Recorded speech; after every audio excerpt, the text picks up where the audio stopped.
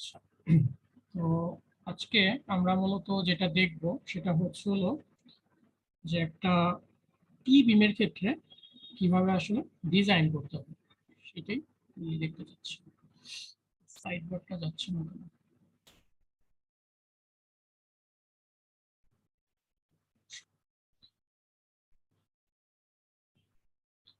আচ্ছা, তো আমরা যখন টি বিমের ডিজাইনটা দেখতে চাচ্ছি, আমরা একটু প্রবলেমটাকে আগে দেখি কি টাইপের প্রবলেমটা হচ্ছে। বলতেছে যে একটা ফ্লোর সিস্টেম, যেটা হলো 3 ইঞ্চি একটা কংক্রিট স্ল্যাব দেওয়া আছে। আর এখানে যে টি বিমের পোর্শনটা আছে, এখানে বলতেছে যে যে বিমটা আছে, বিমটা ইটসেলফ হচ্ছিল 24 ফিট স্প্যান, আর 47 ইঞ্চি হচ্ছিল অন সেন্টার এই বিমগুলা। আর ওয়েব কি বলে ডাইমেনশন আর বিডব্লিউ ইকুয়াল টু 11, আর হচ্ছিল ডি ইকুয়াল টু হচ্ছিল 20। মানে এই 11টা আমাদের গিভেন আছে, ডিটা হচ্ছিল 20 ইঞ্চি। এই ইনফরমেশন গুলো দেওয়া আছে। বলতেছে যে what tensile area is required at mid span to resist the working moment of 2500 কি পিচ। গিভেন বলা আছে এফএস এর ভ্যালু দেওয়া আছে 20 কেএসআই, আর এফসি প্রাইম দেওয়া আছে হলো 3 কেএসআই, আর মডুলার রেশিও বলা আছে 9। সো ইনফরমেশন গুলো আমাদেরকে দেওয়া আছে। তো এখানে দেখো যে আমাদের জেনারেলি আমরা যখন সেকশন বের করতে যাই, আমাদের কিন্তু সেকশনে থাকে হচ্ছিল যে ডেপথ বের করতে হবে। এক্ষেত্রে এটা আমাদের কোনো কারণে গিভেন আছে যে ডেপথটা গিভেন, ডেপথ গিভেন নাও থাকতে পারে। তো ডেপ যদি গিভেন না থাকে, আমরা এর আগে দেখে আসি কিভাবে ডেপথ আমরা বের করে নিতে পারি, কংক্রিটের মোমেন্ট থেকেই বের করা যায়। আচ্ছা, তো আমরা এই ম্যাথটা এখন করবো। আমাদের মেইন টার্গেট থাকবে তাহলে রিইনফোর্সমেন্ট বের করা। জাস্ট এটাই হচ্ছে আমাদের মেইন টার্গেট, মানে কতটুকু রিইনফোর্সমেন্ট লাগতে পারে সেটাই আমরা বের করবো। তো প্রথমে অ্যাজ ইউজুয়াল টি বিমের আমাদের প্রথমে যেটা বের করতে হবে যে বিএফ কতটুকু, মানে ইফেক্টিভ উইডথ কতটুকু হবে টপে। তো ইফেক্টিভ উইডথের কথা যদি আমি চিন্তা করি, আমি একটু শেয়ারটা অফ করে আবার শেয়ার দিচ্ছি, ফুল স্ক্রিন আসতেছে না কোনো একটা কারণে।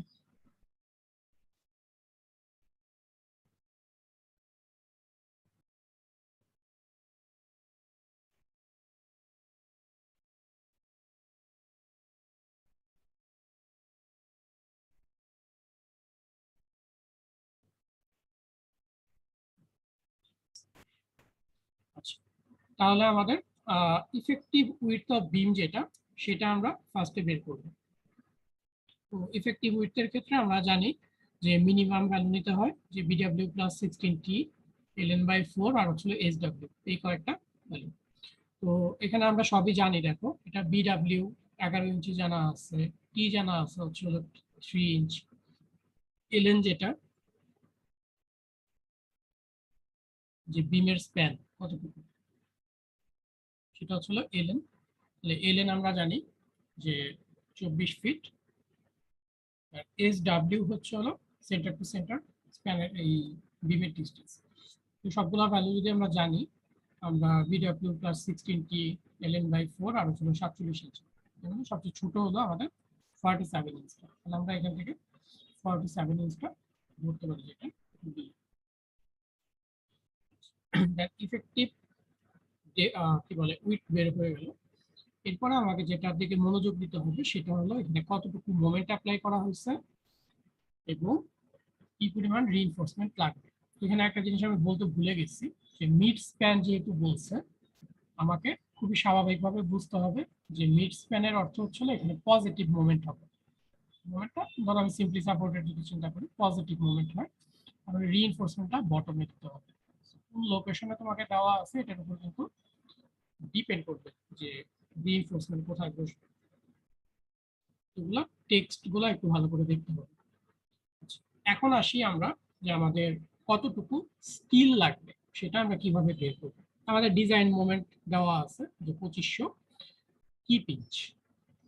এখন আমরা যদি স্কিল বের করতে যাই, আমাদের অ্যাকচুয়ালি মোমেন্টের ইকুয়েশন জানা থাকে, যে মোমেন্ট ইকুয়াল টু, যে আমি যদি জাস্ট একটু তোমাদেরকে সবকিছু মনে করায় দিই, যে কনক্রিটের ক্ষেত্রে আমরা জেনারেলি সি ইন্টু এখানে হচ্ছে হলো তোমার ডি মাইনাস জেড, এরকম একটা ফর্মুলা দেখছিলাম। সি হচ্ছিল এই টোটাল ইটা, আর এমএস এর ক্ষেত্রে থাকে হচ্ছে টি ইন্টু যেটা এস এফ এস ইন্টু হচ্ছে ডি মাইনাস জেড, এরকম ইকুয়েশন থাকে।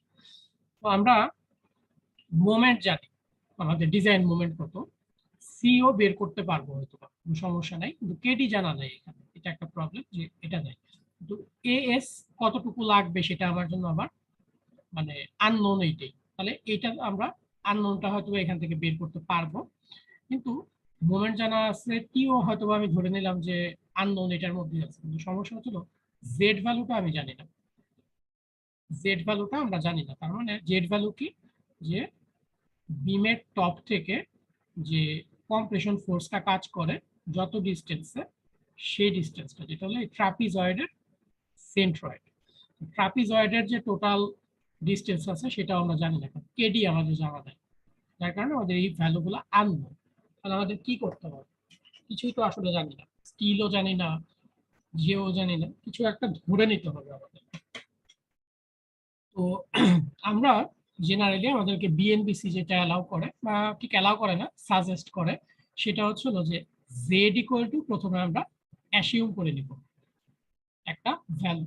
এখন এটা 1 2 3 4 যা কিছু ইচ্ছা করলে আমরা অ্যাসিউম করতে পারি, বাট বিএনবিসি আমাদেরকে যেটা বলে যে ফার্স্ট ট্রায়ালের জন্য আমরা যদি যে থিকনেস দেওয়া থাকে সেই থিকনেসের 50% ধরবো, মানে t/2টাকে ধরবো হচ্ছিল জেড ভ্যালু হিসেবে, মানে এটা 1.5 ইঞ্চি। এটা হচ্ছে থাম্ব স্ক্রু, এটা তুমি যদি ভিন্ন কিছু ধরো কোনো সমস্যা নাই, কিন্তু তোমাকে ট্রায়াল দিতে হবে বেশি, এখানে দেখবো যে একটু ট্রায়ালের ব্যাপার আছে। তাহলে এটা আমাদের অ্যাজাম্পশন যে জেড ইকুয়াল টু ছিল t/2। যখন জেড ইকুয়াল টু t/2 আসে, আমরা মানে অ্যাসিউম করে নেই, তখন আমাদের দেখো যে এখানে জেডটা নোন আছে, ডি এর ভ্যালু আমরা জানি 20 ইঞ্চি, মোমেন্ট কতটুকু লাগবে সেটাও জানি, তখন আমরা ইচ্ছা করলে এএস টা বের করতে পারবো। জাস্ট এই কারণে আমরা অ্যাকচুয়ালি জেডটাকে অ্যাসিউম করে নিই। আচ্ছা, তাহলে আমাদের রিকোয়ার্ড স্টিল কত, M equal to AS F S into হচ্ছিল ডি মাইনাস জেড, সেটা থেকে সিম্পলিফাই করে লিখছি S equal to M by F S D minus Z.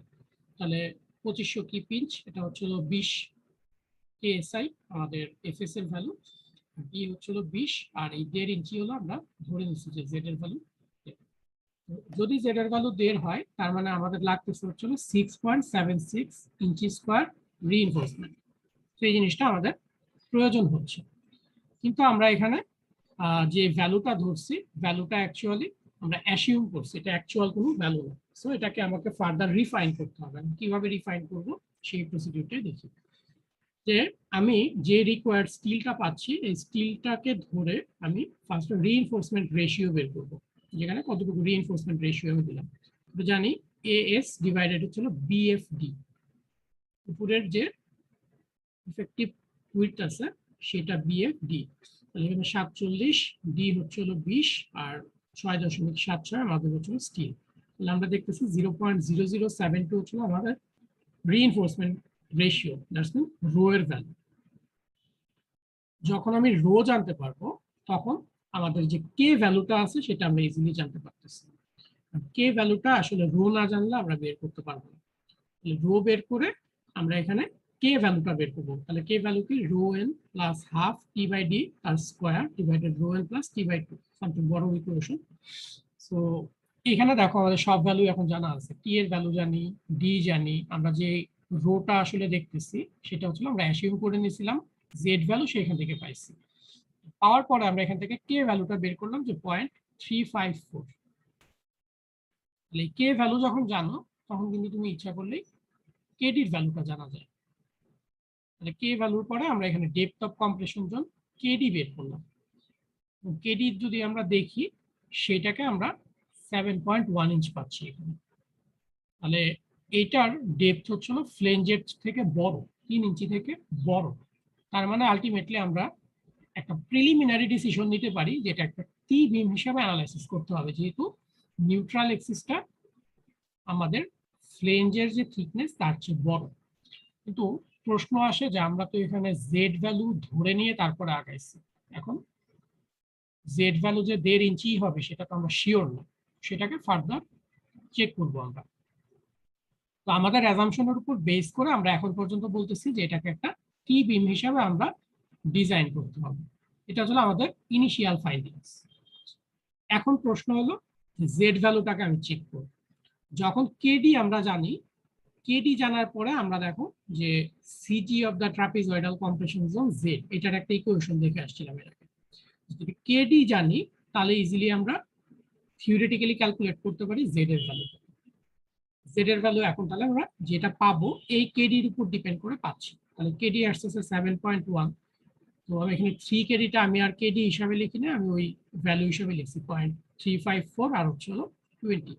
তাহলে 3 কেডি মাইনাস হচ্ছে হলো 2 into T divided 2 KD minus T into T by 3। So T হচ্ছে আমাদের জন্য 3 ইঞ্চ।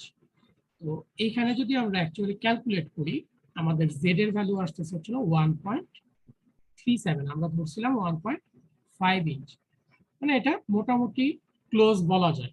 তারপরে আমরা ফার্দার চেক করবো যেটা আসলে ইম্প্যাক্টটা কি।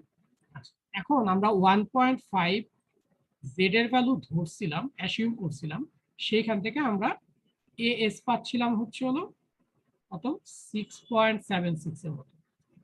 তাহলে অ্যাকচুয়ালি যদি এইটাই জেড ভ্যালু হয় 1.37, তাহলে রিকোয়ার্ড স্টিল কত, সেটা আমরা এখন আবার বের করতেছি যে A is equal to M divided F S D minus Z, সেই আগের ইকুয়েশনটাই, বাট জেড এর ভ্যালুটা আমরা যেটা 1.5 অ্যাসিউম করছিলাম সেটা এখন যেই ভ্যালুটা এখানে পাচ্ছি 1.37 সেটা দিয়ে বের করে দেখতেছি যে 6.71 ইঞ্চি স্কোয়ার আসতেছে, যেখানে আগের রিইনফোর্সমেন্টটা ছিল 6.76।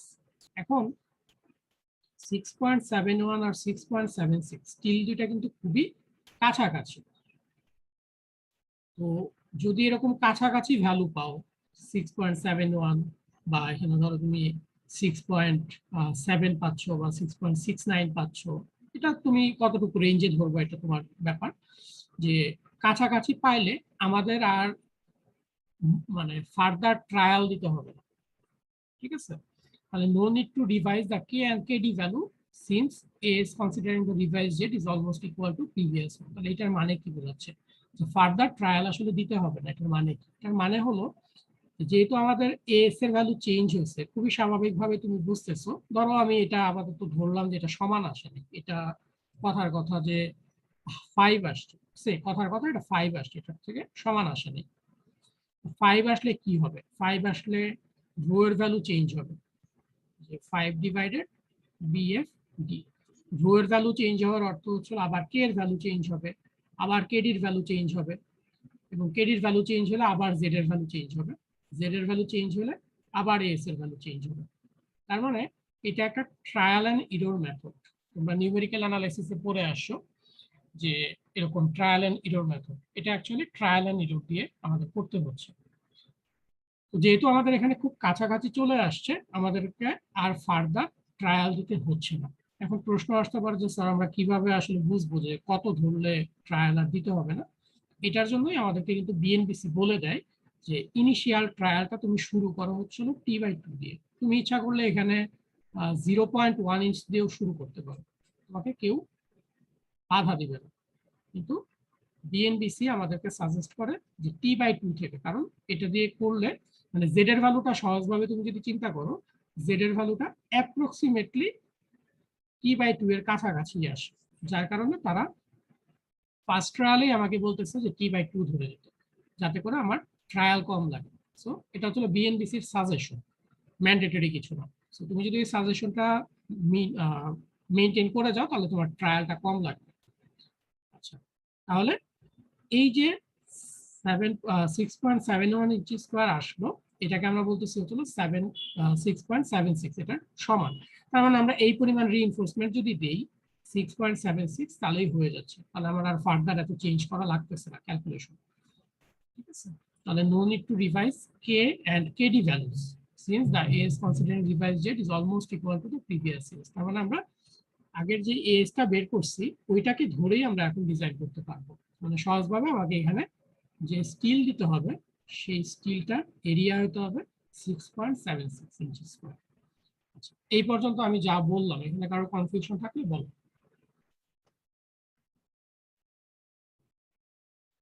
শুনতেছো আমার কথা? জি স্যার। হ্যাঁ বলো। স্যার হ্যাঁ বলো। স্যার এই যে আপনি বলছিলেন যে এস এর ভ্যালু যদি আমার 5 আসতো, তাহলে স্যার যে আবার ট্রায়ালটা দিতে হতো স্যার, ওইটা একটু স্যার আবার যদি একটু বলতেন স্যার। ধরো এটা 5 আসছে, তাই তো? তাহলে এটা 5 আসার অর্থ হচ্ছে হলো আমরা আবার ট্রায়ালটা শুরু করব কোথায় থেকে? আমাদের এস এর ভ্যালু আমরা t/2 ধরে 6 পয়েন্ট সামথিং আসছিলাম, বাট আমরা দেখতেছি যে আমাদের জেড এর ভ্যালু চেঞ্জ হয়ে যাবে।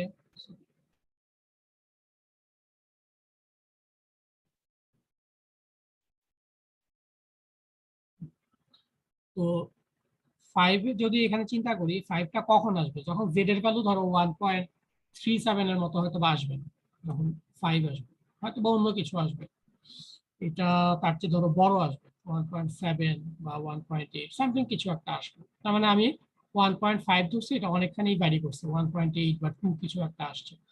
তখন দেখা যাবে যে এরকম 5 বা 4 বা হতে পারে এটা 7 এর চেয়ে অনেক বড় 10 আসলো। তখন আমরা যেটা করব, তখন আমরা আবার ক্যালকুলেশনটা শুরু করব এখান থেকে, রো থেকে। যে আবার সে ধরো আমি এখানে এক্সাম্পল হিসেবে 5 ধরছিলাম, তাহলে 5 এর করেসপন্ডিং রো এর ভ্যালু বের করব। আমি পরের পেজে জিনিসটাকে ক্লিয়ার করতেছি। তো ধরো সেকেন্ড ট্রায়াল যদি আমি চিন্তা করি, আমাদের সেকেন্ড একটা ট্রায়াল লাগবে। তাহলে সেকেন্ড ট্রায়ালে আমার এ ইজ ইকুয়াল টু আসছে হলো 5 ইঞ্চি স্কোয়ার, যেটা আমার আগেরটার থেকে মানে ভ্যারি করতেছে। তার মানে এটা 6.76 এর কাছাকাছি না, এটা অনেক বেশি ভ্যারি করছে। তাহলে আমি কি করব? ফার্স্টে রো বের করবো, আবার রো বের করে কে বের করবো, সেম ফর্মুলা এখানে। তাহলে কে বের করে কেডি বের করব, কেডি বের করে দেন আবার জেড বের করব, জেড বের করে দেন আবার এএস বের করব। যখন তুমি এএস বের করবা, তখন দেখবা যে এটা কাছাকাছি কিছু একটা আসছে, ঠিক আছে? যখন দেখবা যে এটা আর চেঞ্জ হচ্ছে না, তাহলে কেডি ভ্যালু এগুলো কিছু চেঞ্জ হবে না, তখন তুমি যেই ভ্যালুটা আর চেঞ্জ হচ্ছে না, ধরো এটা কথার কথা যে 4.9 আসতে পারে 5 এর জায়গায়, তার মানে এটা কিন্তু আর চেঞ্জ হচ্ছে না। তুমি যদি আরেকবার ট্রায়াল দাও, সেটা ওই 4.9 এর কাছাকাছি আসবে।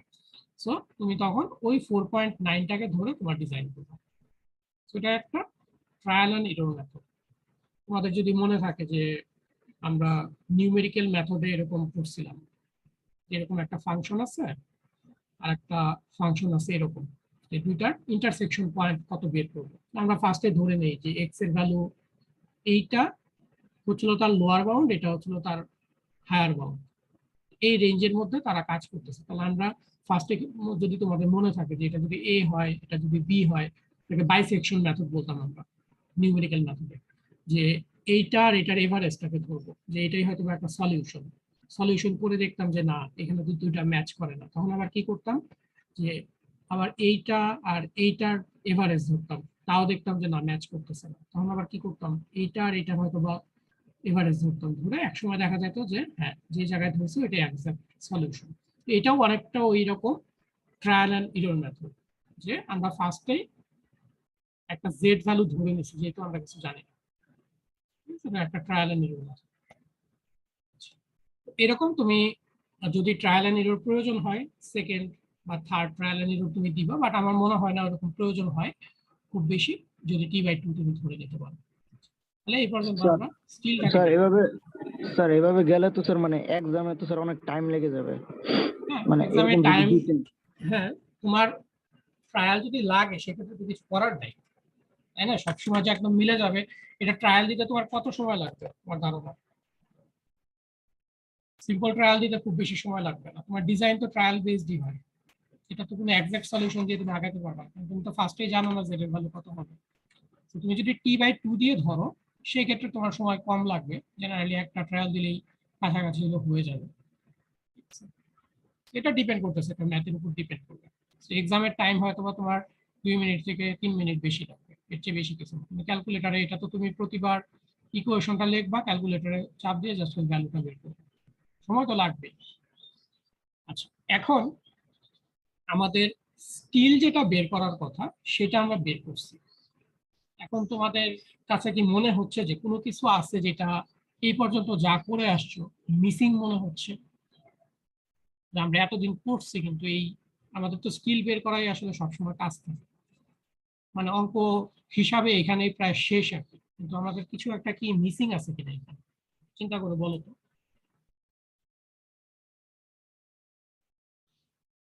আমরা মিসিং বলতে একটা জিনিস মিসিং আছে, সেটা হচ্ছে আমরা যখন স্টিল ক্যালকুলেট করলাম আমরা কিন্তু শুধু স্টিলের কনসিডারেশনটা নিয়ে আসছি যে FS by E minus F, but কনক্রিটের যেই স্টিলের কনক্রিটের যে কনসিডারেশনটা যে ডি মাইনাস জেড, এটাকে কিন্তু আমরা এখানে ইউজ করি নাই কারণ একটাই, সেটা হচ্ছে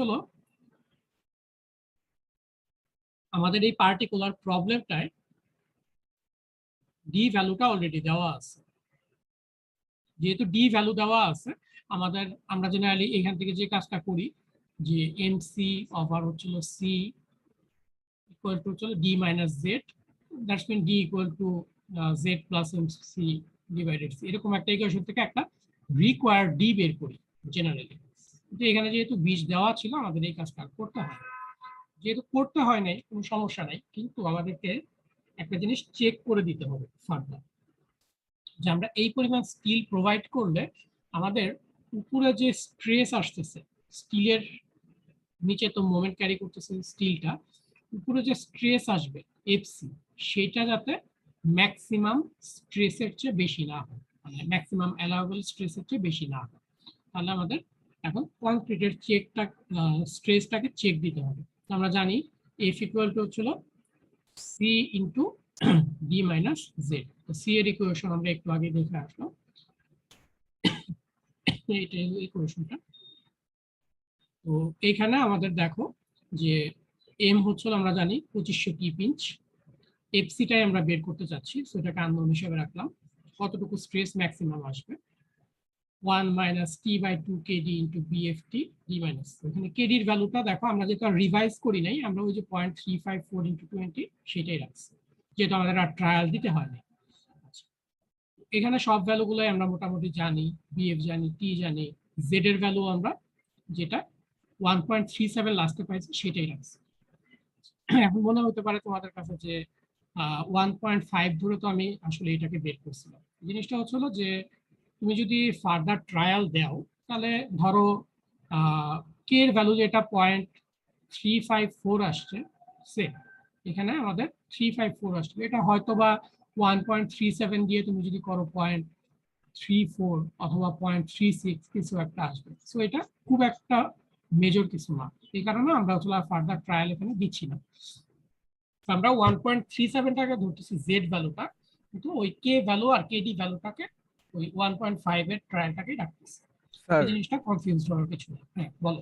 স্যার আমার যদি সেকেন্ড ট্রায়ালের প্রয়োজন হইতো তখন কি আমার কে এর তখন ভ্যালু রিভাইসটা তোমার ব্যবহার করা উচিত হবে, মানে একদম ফাইনাল ট্রায়াল হিসাবে যেটাকে ধরতেছে। আমাদের যেহেতু এক্ষেত্রে ভ্যারি করতেছে না, এই কারণে আমরা এই দুইটার মধ্যে ডিফারেন্সিয়েট করতেছি না, রিভাইসটা আর করি না, ওইটাই ব্যবহার করতেছি। তো এখান থেকে আমরা যদি সবকিছু দেখি তাহলে এফসির ভ্যালুটা আসতেছে 1.21 কেএসি, আর আমাদের এফসি প্রাইম ছিল হলো 3000 পিএসআই। তো 3000 পিএসআই আমরা যদি 45% নেই তাহলে এফসি আসে হলো 45 ইন্টু 3000, এটা আগে ক্যালকুলেট করা আছে, সেটা 1350 আসবে। তাহলে 1350 পিএসআই হচ্ছিল আমার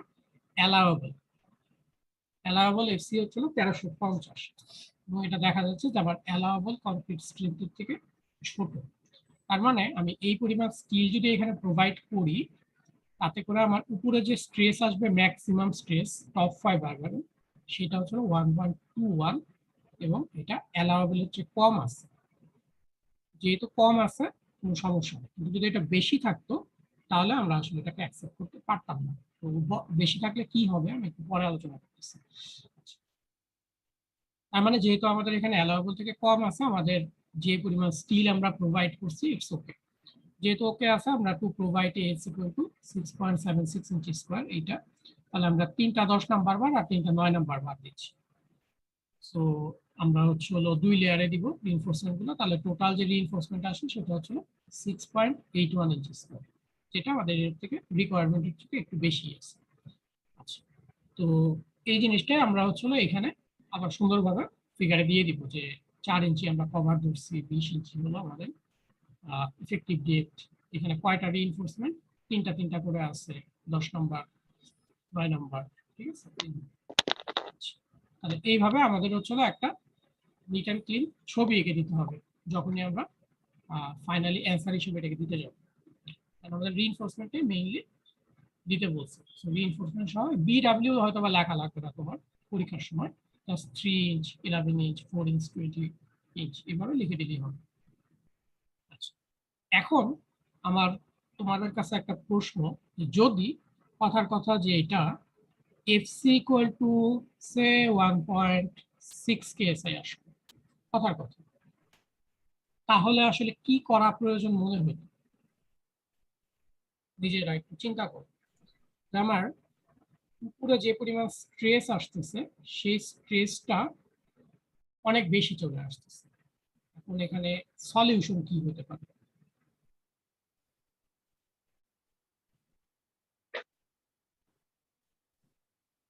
বলো। নর্মালি চিন্তা করো যে আমি যদি এখানে স্ট্রেস কমাইতে চাই তাহলে কি হবে? স্যার রেইনফোর্সমেন্ট প্রোভাইড করতে হবে কোথায়? স্যার, টপে। Okay. আচ্ছা, তাহলে এটা একটা প্রবাবল সলিউশন যে তুমি টপে হয়তো বা কম্প্রেশন মানে তুমি ডাবলি রিইনফোর্সড এর দিকে যাইতে চাচ্ছ, তাই তো? এটা একটা প্রবাবল সলিউশন। আর কোনো সলিউশন? এটা একটা প্রবাবল সলিউশন যে ডাবলি রিইনফোর্সড বিম হিসাবে ডিজাইন করে।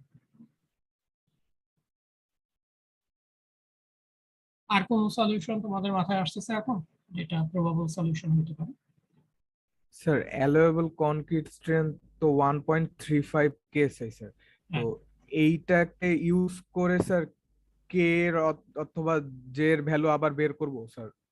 না, সেটা তো তুমি ব্যাক ক্যালকুলেশনের দিকে যাচ্ছ, ঠিক আছে। বাট আমরা তো জেনারেলি ব্যাক ক্যালকুলেশনে যাই না, আমরা চাই এটা হচ্ছে কম, এটা সমানও না, এটা হচ্ছে কম। সো তুমি যদি 1.35 দিয়ে ব্যাক ক্যালকুলেশন করো সেটা তো তোমার জন্য হয়ে যাবে, কি বলে, হয়তোবা তুমি টোটাল মোমেন্ট ক্যারি যেটা 2500 করার কথা সেটা পাবা না, তার চেয়ে কম পাবা। মানে তুমি যেটা সহজভাবে আমি বুঝতেছি যে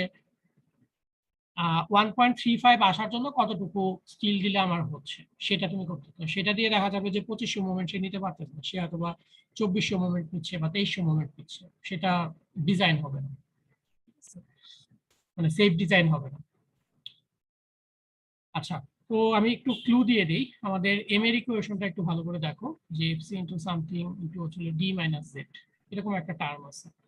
এখন আমি যদি সরি এফসি ইকুয়াল টু আমি বের করতে যাচ্ছি, এফসি ইকুয়াল টু আমার এই ইকুয়েশনটা আছে যে M into something multiplied D minus Z. এখন এফসিটাকে আমি কমাইতে যাচ্ছি, তাহলে ডি কি বাড়াইতে হবে না?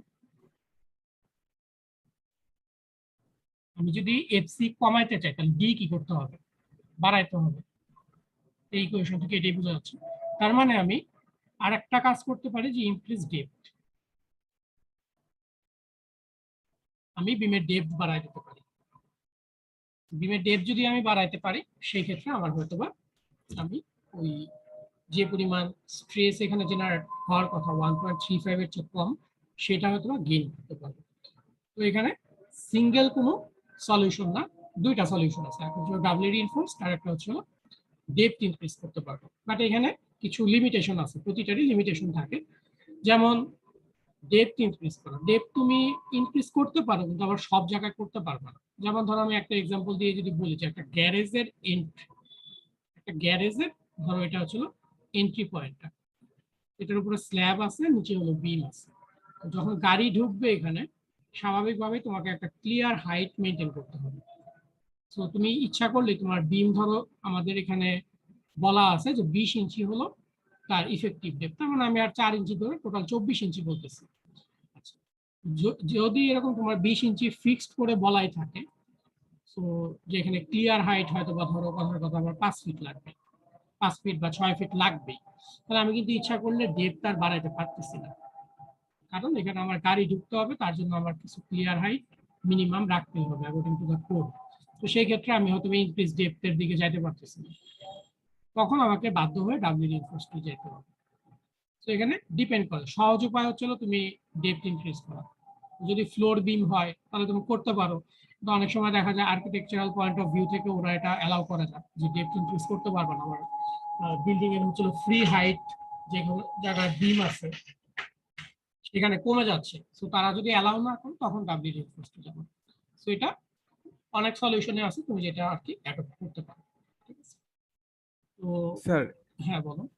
এই ম্যাথটা কি আমরা পারতাম স্যার ডেপথ ইনক্রিজ করতে? কারণ আমাদেরকে তো স্যার ডেপথ বলে দিছিল যে স্যার 20 ইঞ্চি হবে।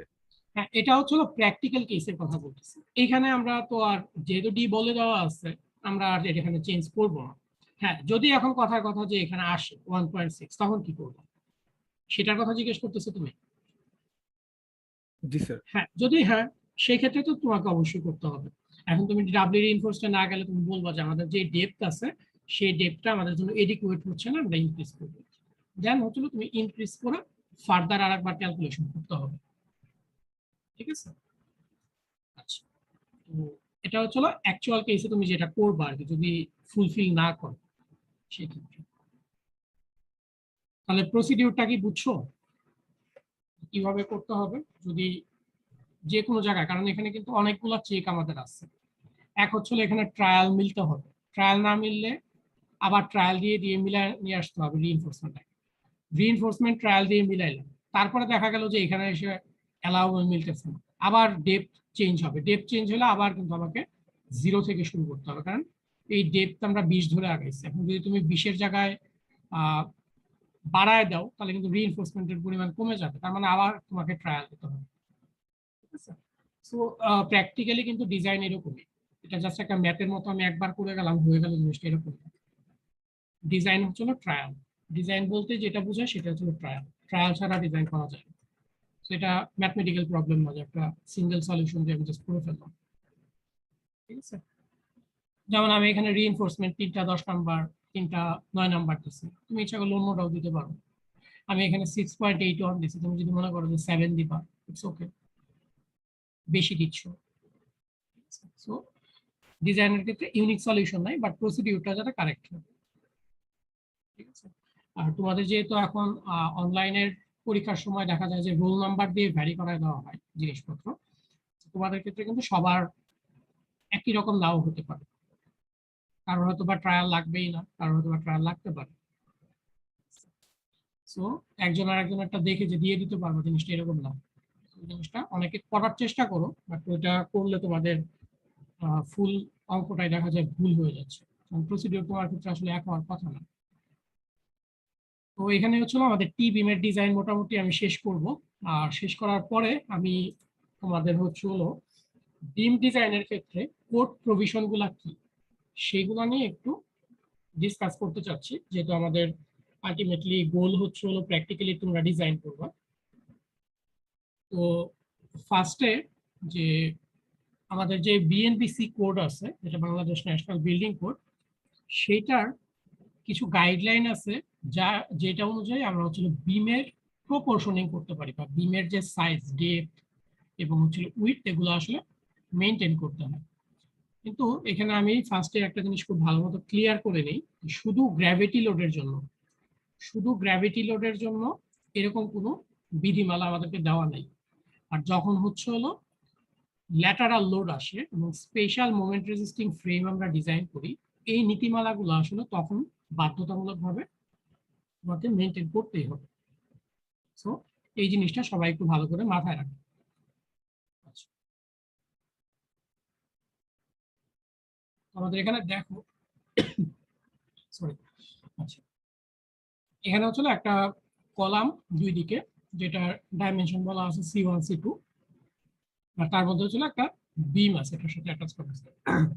তো কিছু লিমিটেশন বলা আছে যে ln এটা অবশ্যই greater than equal to 4d হবে। ডি কি? ডি হচ্ছে এটা ডেপ, ইফেক্টিভ ডেপ। তার মানে আমি উল্টা ভাবে বলতে পারি যে ডি হচ্ছে হলো less than equal to ln/4। এইখানে ডি ইকুয়াল টু ln/4, এই জিনিসটার অর্থ কিন্তু এটা না যে ডি কে অবশ্যই ln/4 এর সাথে সমান করতে হবে। এটা কিন্তু সমান করতে হবে, লেস দেন ইকুয়াল, মানে ইকুয়ালটা বাদ দাও, লেস হতে হবে। ইকুয়াল হলে কি হয়ে যাবে, তোমরা বিম হয়তো আমাদের সিলেবাসে এটা কভার করে না, আর এক ধরনের বিম আছে যেটাকে হচ্ছে আমরা ডিপ বিম বলি। যদি ডি ইকুয়াল টু ln/4 এর চেয়ে বড় হয়ে যায় সেগুলোকে আমরা ডিপ বিম বলি, যেখানে হচ্ছে শেয়ার গভর্ন করে। আমরা নেক্সটে শেয়ার ডিজাইন করব। আর আমরা যেসব বিম নিয়ে এখানে আসলে কথাবার্তা বলতেছি এগুলো হচ্ছে ফ্লেক্সারাল বিম বা নর্মাল বিম আমি বলতে পারি, ডিপ বিম না, নর্মাল বিম।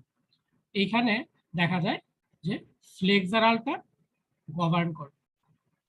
সো এই যে ক্রাইটেরিয়াটা, এই ক্রাইটেরিয়া কিন্তু ডিপ বিমের ক্রাইটেরিয়া থেকে আসছে। তো তোমরা পরীক্ষার সময় কিন্তু এরকম করে দিও না যে আমাদের ln দেওয়া আছে আমরা d = ln/4 ধরছি, এরকম কিন্তু না জিনিসটা। এটা হলো জাস্ট একটা ক্রাইটেরিয়া, যেটা লেস দেন হইতে হবে, ইকুয়াল ধরে আমরা অঙ্ক করব না। আমরা যেভাবে অঙ্ক করছি যে ডেপথ বের করে নিব, উইডথ হয়তো বা ধরে নিছি 10 ইঞ্চি, ডেপথ বের করে নিছি, এইভাবে করব। তো এটা জাস্ট খালি গাইডলাইনটা আমি তোমাদেরকে বোঝাই দিচ্ছি যাতে তোমরা ভবিষ্যতে কাজে লাগাতে পারো। বাট দিন শেষে তোমাকে এই ক্রাইটেরিয়াটা ফুলফিল করতে হবে, ইকুয়াল করতে হবে। তাহলে এটা একটা কন্ডিশন গেল। আর একটা কন্ডিশন বলতেছে যে এখানে সবই আছে, দেখো যেটা আছে উইডথ যেটা আছে বি আর ডেপথের যে রেশিও এটা বলতেছে অ্যাটলিস্ট কত হতে হবে, 0.3 হতে হবে অ্যাটলিস্ট, মানে এর চেয়ে বড় হইলেও সমস্যা নেই, অ্যাটলিস্ট 0.3 অথবা তার চেয়ে বড়। তার অর্থ কিন্তু আমার সবসময় এটা না যে b/t = 0.3 হতে হবে, এটা নেসেসারি না, এর চেয়ে বড় হইলেও হবে। তো এই জিনিসগুলো আমাদের পরবর্তীতে চেক করতে হবে যখন তোমার স্পেশাল মোমেন্ট রেজিস্টিং ফ্রেম তুমি ডিজাইন করবে। এখন হচ্ছে এটা হচ্ছে b/d এর রেশিও গেল, d এর ই গেল, b কতটুকু হবে? b এর ক্ষেত্রে কি বলছে যে larger of 0.3h or 250 millimetre, তার মানে এটাকে 10 ইঞ্চির চেয়ে বড় হতে হবে, অথবা টোটাল যে হাইট আছে এটার 0.3 এর চেয়ে, মানে এটার 30 ভাগের চেয়ে, মানে কি বলে 30% চেয়ে বড় হতে হবে বিডব্লিউ। এটা আর হচ্ছে 250। তোমাদের যদি মনে থাকে আমি তোমাদের ক্লাসে যখন অঙ্ক করাছিলাম এই 10 ইঞ্চির বাইন্ডিংসটা আমি দিয়ে দিয়েছিলাম যে মিনিমাম 10 ইঞ্চ হতে হবে, ঠিক আছে? So the width shall not be less than 250 millimetre. আমি জাস্ট এই এতটুকু অংশ তোমাদেরকে ক্লাসে দেখাইছি, যেটা 10 ইঞ্চির চেয়ে কখনো কম ধরবে না। কিন্তু এটার সাথে আরো ক্রাইটেরিয়া আছে। আরো ক্রাইটেরিয়া কিরকম, যে বিম তো অবশ্যই কি করবে, একটা কলামের উপর রেস্ট করবে। বিম যখন কলামের উপর রেস্ট করবে তখন এখানে আরো কিছু ক্রাইটেরিয়া বলছে যে এটা হচ্ছিল C1 এই ডিরেকশনের লেন্থটা, আর তার পারপেন্ডিকুলার ডিরেকশন হচ্ছিল C2। তাহলে এই BW-টাকে বলতেছে C2 র 3 গুণের চেয়ে কম হইতে হবে অথবা সমান হতে হবে। তারপরে বলতেছে যে C2 প্লাস 1.5 C1 এই দুইটার যোগফলের চেয়ে ছোট হতে হবে অথবা সমান হতে হবে। এরকম অনেকগুলা ক্রাইটেরিয়া কিন্তু আমাদের BNBC তে দেওয়া আছে। তোমরা যে বিম ডিজাইনটা এখন করতেছো জাস্ট খালি গ্র্যাভিটি লোডের জন্য তোমরা এইভাবে অ্যাসিউম করো যে আমাদের 10 ইঞ্চির চেয়ে কম আমরা BW-টা ধরবো। আর বাকি যেগুলো আছে সেগুলো আসলে আমরা এখন কলাম সাইজ কত এত ডিটেইলসে তো আমরা এখন দেখি না, যে আমরা জাস্ট বলে দিই যে মোমেন্টের জন্য করতে। বাট প্র্যাকটিক্যালি তোমাকে কলাম সাপোর্ট কতটুকু সেটার উপর ডিপেন্ড করে দেন হচ্ছে হলো ঠিক করতে হবে যে BW-টা আসলে কত, এরকম। এই জিনিসগুলো মাথায় রাখতে হবে। আচ্ছা, আরো কিছু জিনিস আছে যে স্পেসিং এর ব্যাপারে এই সবকিছু আমি তোমাদের সাথে অঙ্ক করানোর সময় ডিসকাস করছি, বাট লাস্টে আমি আবার রেখে দিছি যাতে তোমরা রিটেন ডকুমেন্ট হিসেবে পাও। সেটা হচ্ছে যে আমাদের মিনিমাম কিছু কনক্রিট কভার রাখতে হয়, যেটা আমি আগেও আলোচনা করছি। আমাদের ক্ষেত্রে আমরা জেনারেলি কভারটা 2.5 ইঞ্চির মতো রাখছি, আর মিনিমাম বলতে হচ্ছে 1.5 ইঞ্চি হলো মিনিমাম। আমরা সব জায়গায় দেখবা যে 1 লেয়ারের ক্ষেত্রে 2.5 ইঞ্চি রাখছি, আর যদি 2 লেয়ার হয় তাহলে সেই ক্ষেত্রে অলমোস্ট 4 ইঞ্চির মতো রাখছি। তো এটা হচ্ছে আমরা প্র্যাকটিস করছি, বাট মিনিমাম বলা হচ্ছে 1.5 ইঞ্চি। তো কেউ যদি 1.5 ইঞ্চিও ধরে আমি তাকে ভুল বলতে পারবো না। সো 1.5 ইঞ্চি প্লাস, এটা হচ্ছে মেইন কথা। আচ্ছা, তারপরে এখানে যখন রিইনফোর্সমেন্ট প্রোভাইড করবা ক্লিয়ার স্পেসিংটা কত হবে? এই ক্লিয়ার স্পেসিংটা হবে কি কি, যে 1 বার ডায়া, এইটা আমি ধরো এটাকে যদি এস বলি, এসটা হবে হচ্ছে হলো তার থেকে বড়, শ্যাল বি ইকুয়াল টু, ঠিক আছে? Spacing shall be equal to at least এটা তোমার ডিবি, এটা হচ্ছে 1 বার ডায়ামিটার, তার মানে এখানে যে বার ডায়ামিটার আছে ডিবি সেটার থেকে বড় হতে হবে, but not less than 25 millimetre. কিন্তু এটা আবার বলতেছে যে 1 ইঞ্চির থেকে বড় হতে হবে, অ্যাটলিস্ট ইকুয়াল অথবা বড়, but not less than 25 millimetre, তার মানে 1 ইঞ্চির চেয়ে কম হতে পারবে না। এবং কি বলতেছে যে 1.33 Times of maximum nominal size of core segregate. আমরা যে কোর সেগ্রিগেট ইউজ করি সেগুলোর কিছু নমিনাল সাইজ থাকে, যে 3/4 ইঞ্চ বা 1 ইঞ্চ, সেটা বলতেছে যে 1.33 ইন্টু এগ্রিগেট সাইজ, এইটার চেয়েও বড় হতে হবে স্পেসিংটা। তাহলে দেখতে হবে যে এখানে সবচেয়ে বড় যেটা আছে সেটার থেকে আমরা যাতে এটাকে বড় হিসেবে নিই।